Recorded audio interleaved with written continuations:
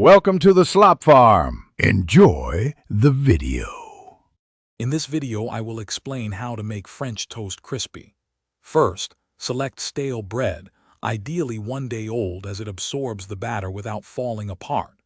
Cut your bread into thick slices, about 1 inch, to ensure a satisfying texture. For an extra crispy exterior, whisk 1 tablespoon of cornstarch into your egg batter. This simple addition makes a big difference. Now let's perfect the batter.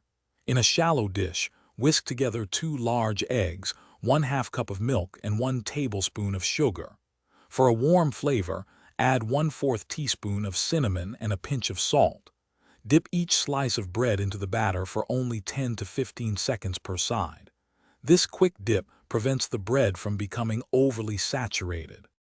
To achieve that perfect golden crisp, heat 1 tablespoon of butter or oil in a non-stick pan over medium heat. Place your dipped bread slices in the hot pan, ensuring not to overcrowd it. Cook each side for 2 to 3 minutes, or until it reaches a beautiful golden brown. This steady, medium heat is crucial for developing a crispy exterior without burning.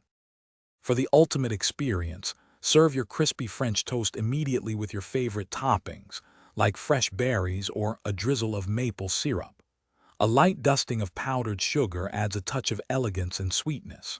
Remember, the key to crispiness is serving it hot off the pan. Also, for other great deals and to check out the Owala water bottle, make sure to look at the link in the description below. Enjoy your perfectly crispy French toast. Thanks for watching.